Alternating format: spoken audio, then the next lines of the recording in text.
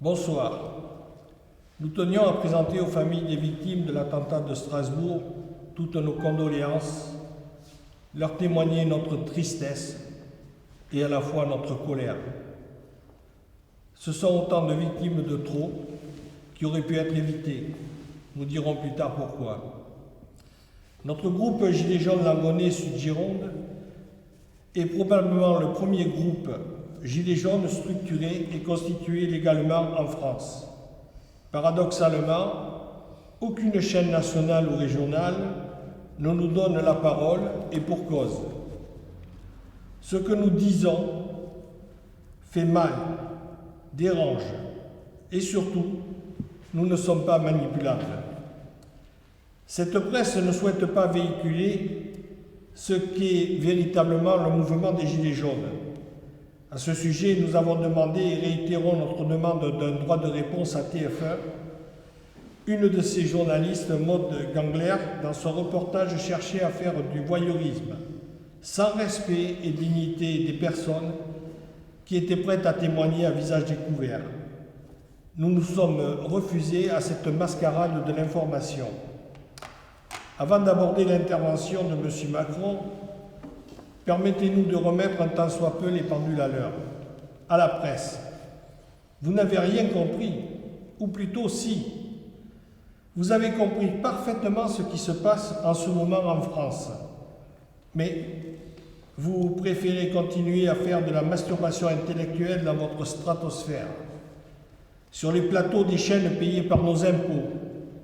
Vous avez choisi de faire de la désinformation, essayant de préserver votre précaré de niche fiscale plutôt que de faire votre travail de journaliste. Aux Gilets jaunes, au lieu de casser, allez vous installer dans les directions des chaînes régionales, nationales payées par nos impôts et demandez aux journalistes de faire leur travail.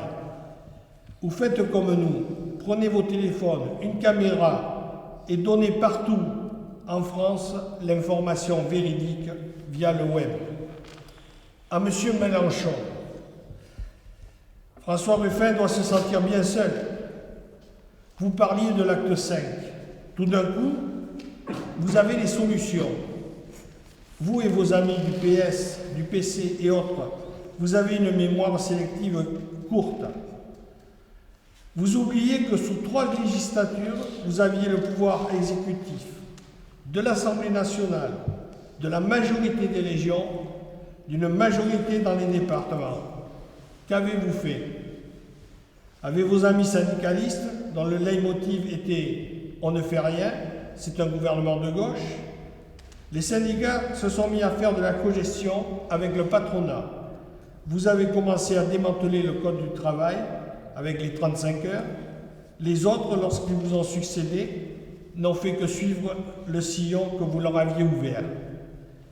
Quant à l'aménagement du territoire, il ne s'est pas fait en tenant compte des réalités historiques, culturelles, économiques ou sociologiques.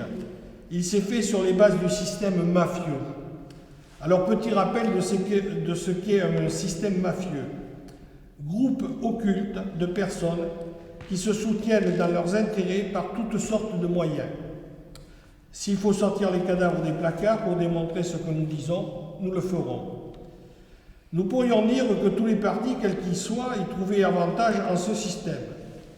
On peut comprendre aujourd'hui le rejet massif du système politique de la gauche à la droite, y compris les extrêmes. L'extrémisme n'est pas dans la culture de notre pays. Tous, autant que vous êtes, vous, les politiques, et M. Macron, n'avez encore compris que le mouvement des Gilets jaunes, ce n'est pas seulement l'expression des plus démunis, mais c'est celle de la France silencieuse, cette France républicaine attachée à ses principes de laïcité, de liberté, d'égalité, de fraternité. Monsieur Macron, ces valeurs républicaines sont solidement ancrées dans la génétique collective de notre pays. dans cette France silencieuse, laborieuse, celle qui a fait la richesse de ce pays. Cette France républicaine, comme notre groupe, sont attachés aux valeurs de nos institutions que nous respectons, comme la fonction du président de la République. Monsieur Macron, votre comportement a entaché cette noble fonction. Vous avez voulu diriger la France comme une entreprise du CAC 40. Vous avez traité avec mépris et suffisance vos concitoyens. Monsieur Macron, vous et votre gouvernement avez franchi la ligne de non-retour.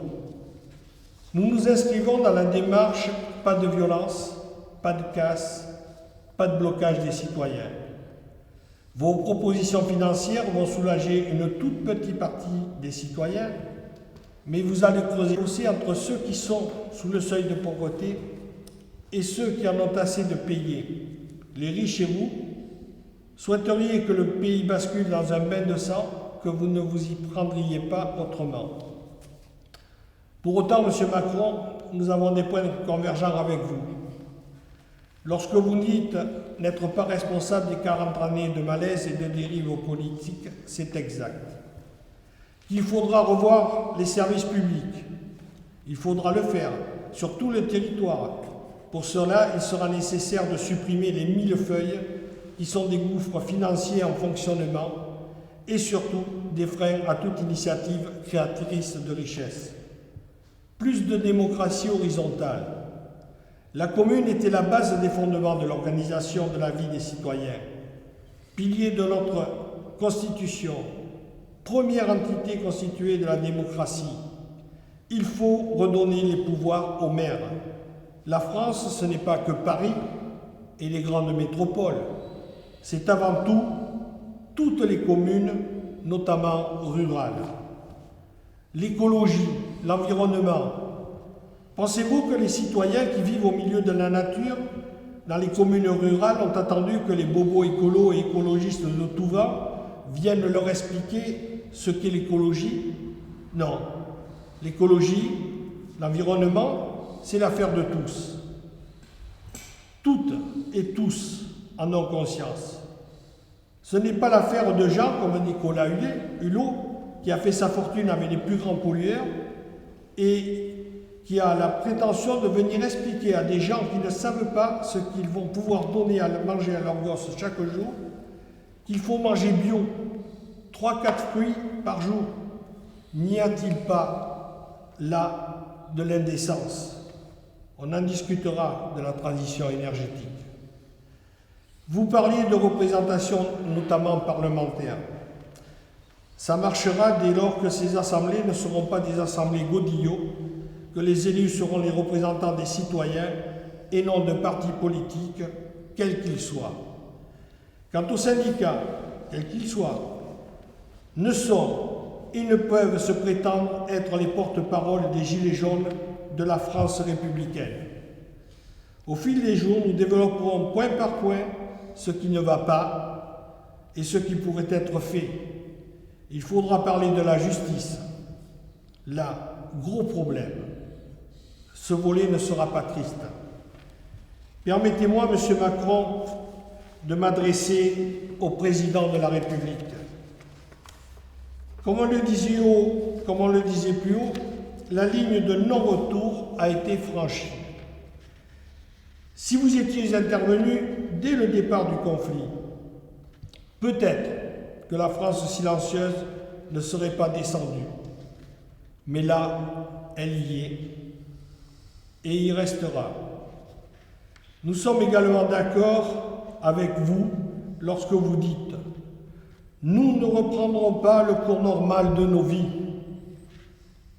Nous sommes à un moment historique pour notre pays. » L'article 68 de la Constitution permet aux chambres de vous destituer, mais elles ne le feront pas, et nous savons tous les deux pourquoi.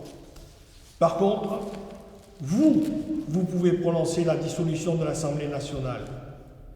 Monsieur le Président, vous aimez votre pays, vous voulez éviter un bain de sang à notre pays.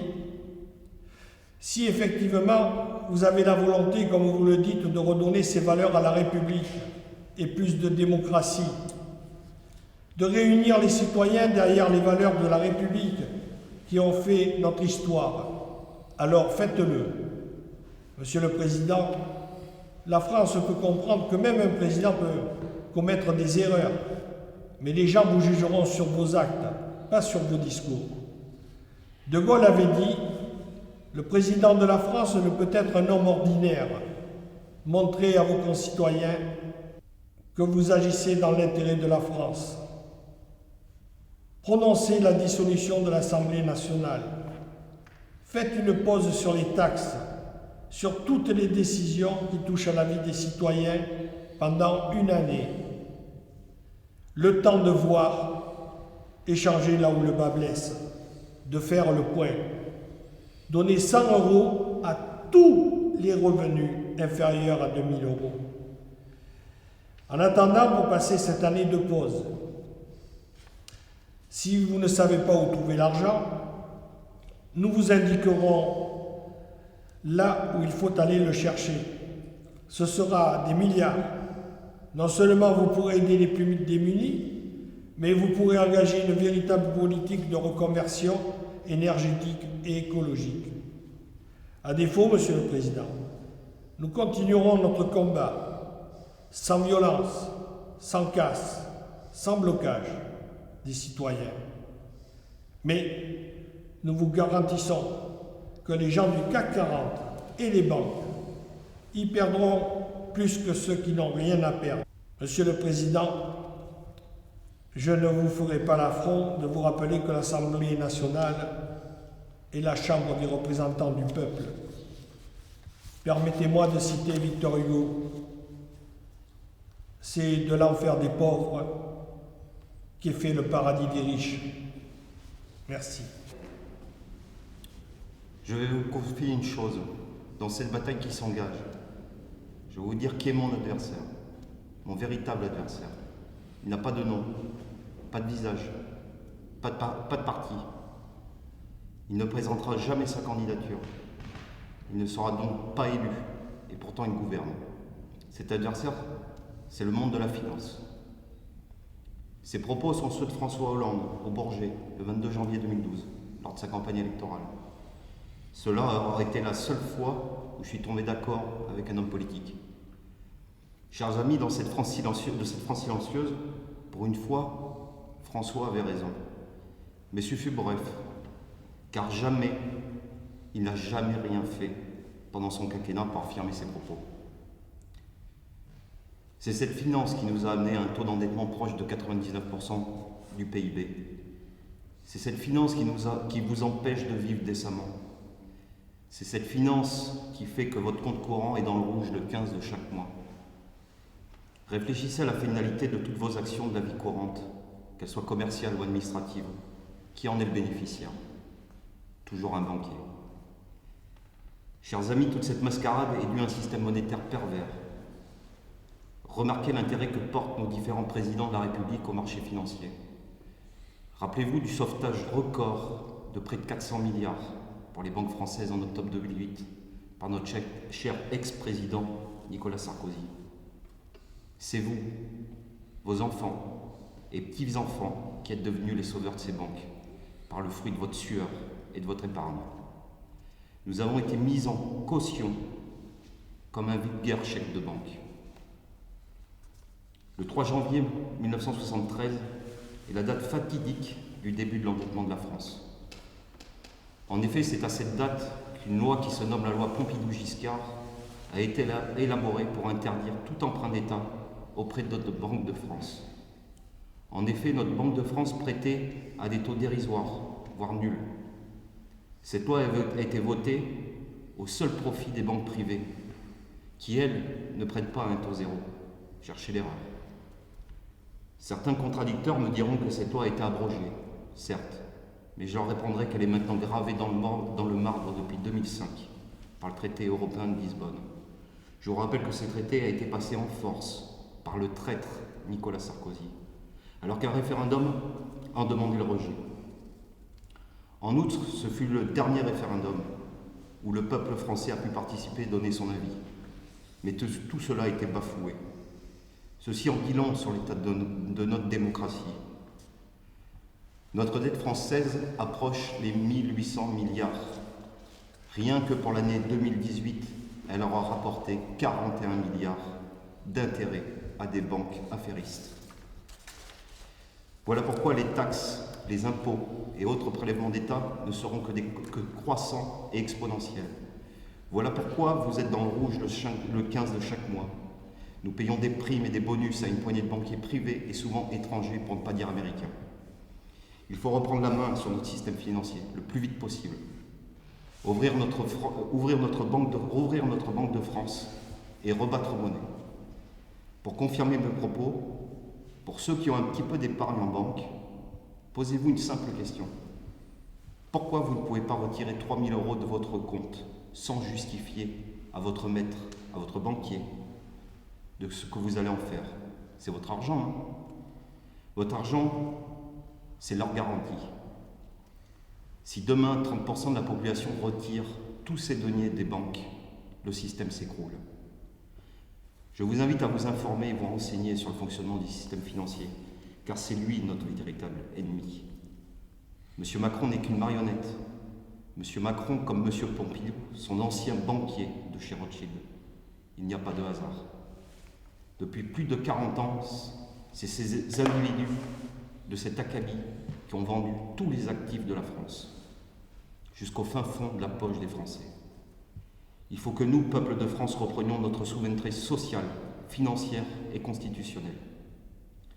Pour cela, je vais vous lire l'allocution de la conférence de presse qui a été organisée le 13 décembre 2018 par nos camarades Priscilla Ludowski et Maxime Nicole devant la salle du jeu de paume à Versailles. Voilà bientôt un mois que le mouvement populaire des Gilets jaunes secoue la France. Ce mouvement n'appartient à personne et à tout le monde. Il est l'expression d'un peuple qui, depuis 40 ans, se voit déposséder tout ce qui lui permettait de croire en son avenir et en sa grandeur. Voilà 40 ans que président après président, élection après élection, les trahisons, les mensonges et les amendements se succèdent. Oui, Monsieur le Président, nous sommes épuisés. Oui, nous sommes remplis de colère.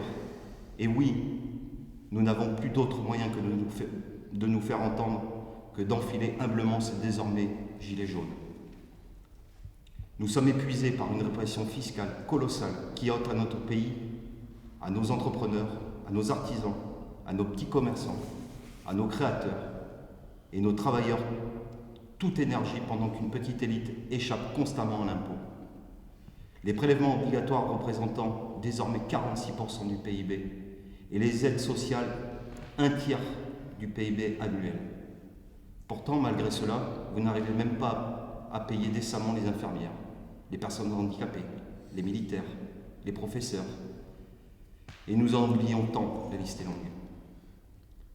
Nous avons donc une question. Où diable va tout cet argent?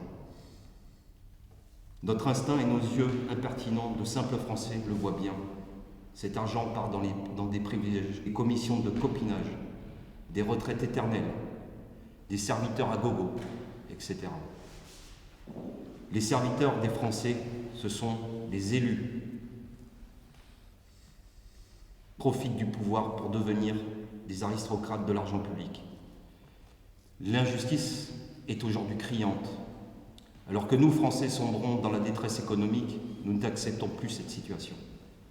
Nous vous le disons aussi, nous ne voulons pas vivre de vos aides, nous ne voulons pas vivre au crochet d'un état boulimique qui nous prend toujours plus et nous redonne toujours moins. Nous voulons vivre libre. Libre de pouvoir réellement jouir du produit de notre travail, libre de pouvoir créer et inventer sans voir fondre sur nous les pattes terribles de l'administration et des impôts. Libre de pouvoir payer des impôts raisonnables afin d'aider nos compatriotes dans la difficulté. Libre de se loger et de vivre dignement. Par conséquent, nous, Gilets jaunes, exigeons une baisse sérieuse de toutes les taxes et impôts sur les produits de première nécessité. Énergie, logement, transport, produits alimentaires, vêtements, etc. Ainsi qu'une baisse significative de toutes les rentes, salaires, privilèges et retraites courantes et futures des élus et hauts fonctionnaires. Mais notre colère ne se repose pas que sur notre porte-monnaie, si vite soit-il. Notre colère est plus profonde. Elle vient de ce que depuis des décennies, nous Français, n'avons plus aucun contrôle sur la marche de notre pays. Nous n'oublions pas le traité de Lisbonne, adopté après avoir été refusé en 2005. Nous n'oublions pas les 13 années depuis sans référendum. Nous n'oublions pas les promesses jamais accomplies. Nous n'oublions rien. Vous avez dit, Monsieur le Président, sentir le malaise démocratique dans le pays. Et c'est vrai, il existe. Mais que proposez-vous pour le résoudre? Rien. Car oui, nous le savons, rien ne vous dérangerait plus que de donner au peuple la possibilité de se faire entendre. Or, nous sommes las de devoir clémenter des miettes de démocratie que vous et vos élus vouliez bien nous donner. Nous venons donc avec une exigence concrète afin de sortir de cette crise démocratique. Présenter au peuple français par la voie du référendum un texte visant à modifier la Constitution dans le but d'introduire un référendum d'initiative citoyenne en toute matière. Ce texte doit reposer sur 4 points. Donner au peuple le droit de déclencher un référendum en vue de modifier la Constitution et interdire toute modification de la Constitution sans passer par le référendum. Donner au peuple le droit de rédiger ou d'abroger une loi sur le sujet qu'il choisit. Donner au peuple le droit de demander un référendum sur toutes les lois votées par le Parlement. Obliger le président de la République à présenter tous les traités, accords et pactes internationaux au référendum avant ratification. Ce texte que nous avons rédigé n'a pas d'autre objectif que de rendre au peuple son rôle de souverain. Il ne cherche pas à mettre en danger la République, ni à déstabiliser l'État. Il n'est pas non plus irréalisable ou démesuré. Nous n'avons pas d'autres ambitions que de sortir de cette immense crise de souveraineté. Rendez-nous la maîtrise de notre destin. Présentez ce texte au peuple français. La décision lui revient à lui seul. Devant cette salle de jeu du jeu de paume, où le 20 juin 1789, les députés de la première Assemblée constituante de France ont fait le serment de ne pas se séparer avant d'avoir donné à la France une constitution. Nous faisons le serment de ne pas nous séparer avant d'avoir obtenu la présentation au peuple français d'un référendum du RIC, référendum d'initiative citoyenne, du recul des privilèges d'État et de la baisse des prélèvements obligatoires. Nous sommes pacifistes et le resterons, mais sachez-le, même les baïonnettes ne nous feront pas poser nos gilets jaunes. Ils sont notre dernier habit, nous ne voulons pas être nus devant nos enfants. Monsieur le Président de la République, vous avez dit vouloir résoudre le malaise démocratique de la France, alors entendez cette injonction du peuple. Rendez-nous notre liberté et notre souveraineté. Force et courage, en l'honneur de nos anciens et des générations futures.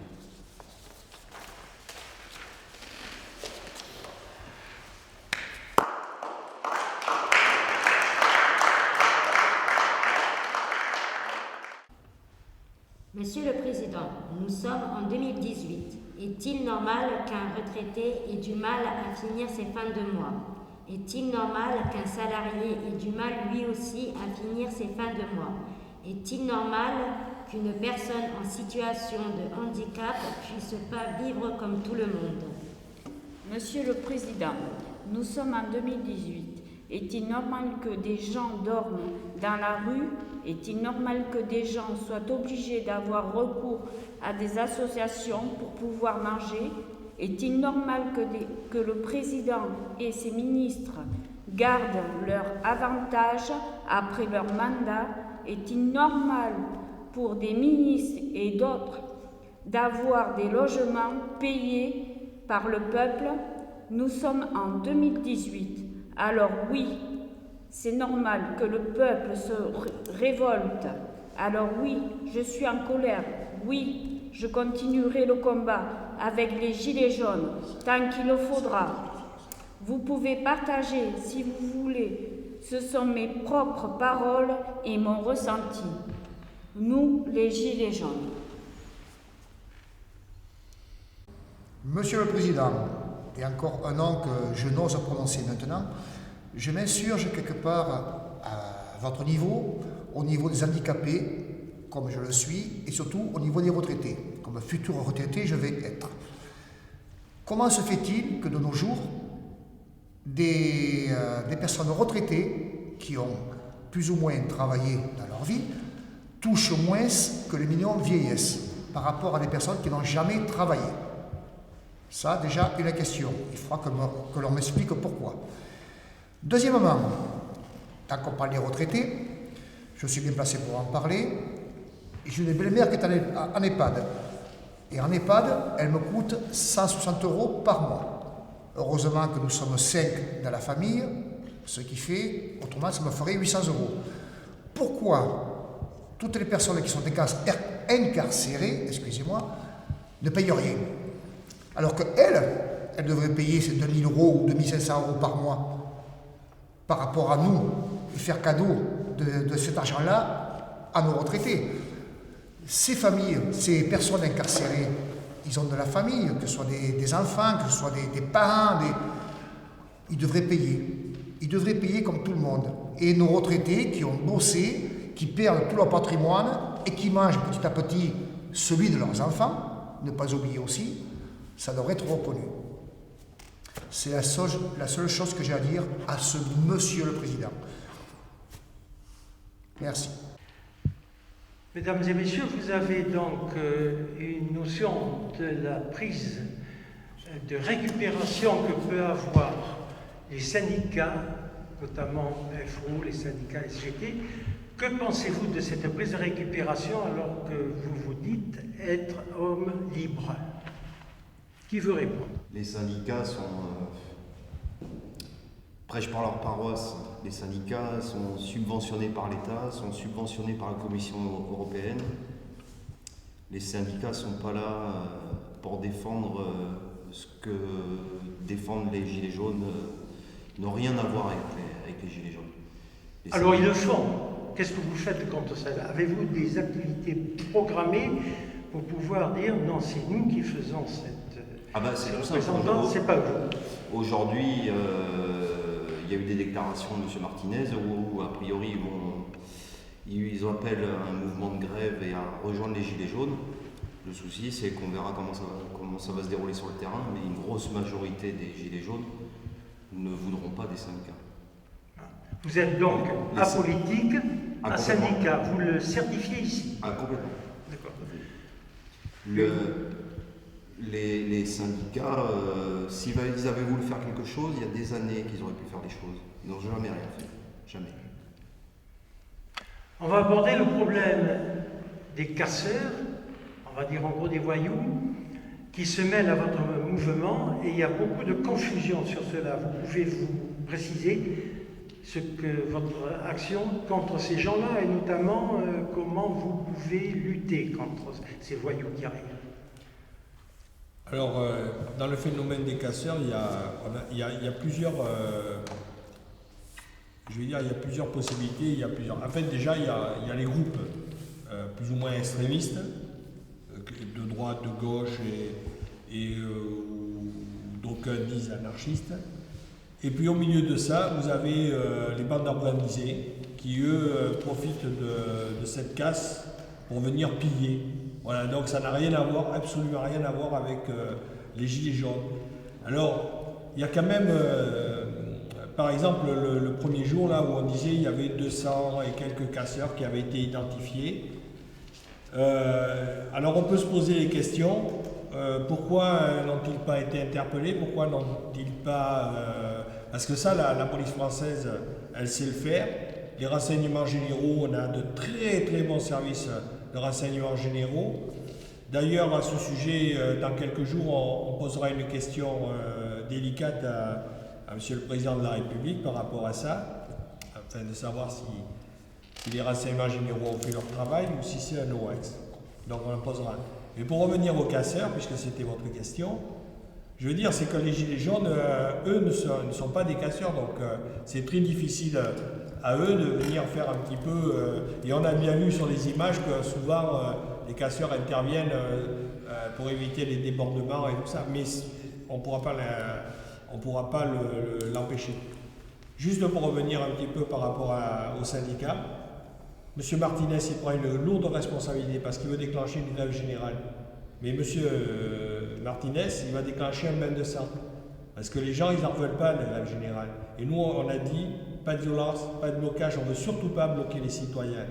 Et M. Martinez, je l'ai dit dans mon discours d'introduction, pendant des années, vous avez voulu faire de la coalition avec le patronat, vous et vos amis politiques. Quand si vous voulez, on ira plus loin de discuter pourquoi les syndicats sont rejetés. Déjà, si on veut aller chercher de l'argent, on ne demande pas aux contribuables si on est d'accord de financer la CGT ou quelque partie que ce soit. On nous prend sur nos impôts. Vous vivez avec les impôts des citoyens. Là aussi, peut-être il faudra peut-être que ça change. Alors, on va poser la même question, mais du côté politique. Est-ce qu'au point de vue politique, la récupération, on va dire, des politiques, et notamment ceux de droite, ceux de gauche, ceux de centre, pensez-vous qu'il y a quelque chose à dire là-dessus, et puis surtout dénoncer certains abus?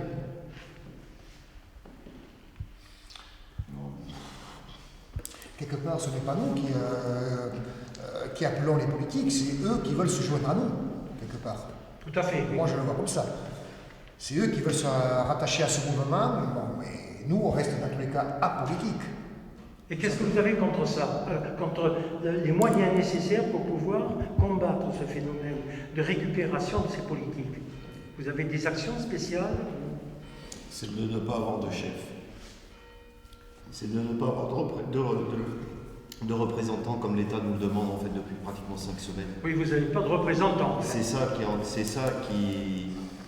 qui met la zizanie au niveau de l'État et qui rend la perception du mouvement incompréhensible pour eux. Et c'est pour ça qu'il y a certains mouvements et certains partis politiques qui essaient de rattraper tout ça. C'est à cause de tout ça. Alors, pour ajouter, je vais reprendre ce qu'avait dit lors d'un reportage que l'on avait fait avec les Gilets jaunes. Il y avait un monsieur qui avait dit, quand on avait posé la question, mais par rapport au peuple, mais on avait dit c'est qui le peuple? Et il avait dit une chose extraordinaire. Il avait dit le peuple, c'est moi, c'est vous. Le peuple n'a pas de visage. Voilà. Et là, par contre, nous, c'est pas parce qu'on dit qu'on ne cassera pas qu'on ne fera rien. Nos objectifs, je pense que les grandes lignes ont été décrites. Voilà, je pense que ce gouvernement veut éliminer les classes intermédiaires, sauf que justement, ces classes-là, c'est celles qui font tourner le pays. Voilà, donc je pense que là, quand j'ai dit, on est descendu dans la rue, nous avons fait descendre. On n'en ressentira pas comme ça. Un dernier mot sur la télévision. La télévision, on le sait, est patronnée, dirigée par des personnes qui sont à même l'État et qui sont pro-État. Les journalistes sont bien sûr des salariés qui ne peuvent pas dire autre chose que ce qu'on leur dit, on leur demande. Qu'avez-vous à dire, vous, pour dénoncer tout cela? Nous sommes nous-mêmes une agence politique et bien sûr indépendante. Alors c'est pour ça, si vous avez quelque chose à dire, dites-le. Personnellement, je pense que les journalistes, oui, ils sont payés, on leur dit de dire ça, de dire ça, de dire ça. Ok, je suis entièrement d'accord.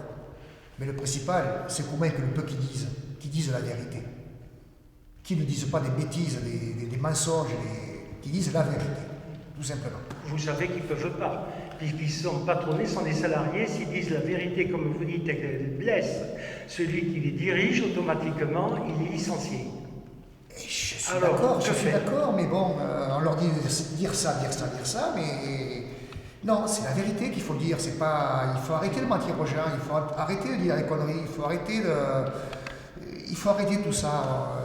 On arrive en 2020, en 70, 80, on disait déjà ça. On est arrivé en 2000, maintenant en 2020, il faut arrêter ces bêtises maintenant. Et encore, je m'aperçois que quelque part, au niveau du journalisme, les langues se dénouent un petit peu. On commence à avoir un peu plus de vérité. Plus ou moins cachée, mais on a un peu plus de vérité quand même. Bon, je ne parle pas de BFM et compagnie là, parce que ça c'est...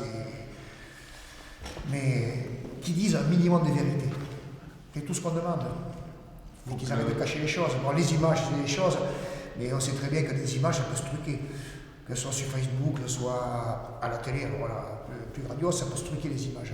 Ça peut se truquer. Mais la réalité, elle ne se truque pas. Elle est toujours là. Eh bien, écoutez, c'est sur ces derniers mots que nous allons conclure. Mesdames et messieurs, merci de votre intervention et bonne journée. Merci. Merci.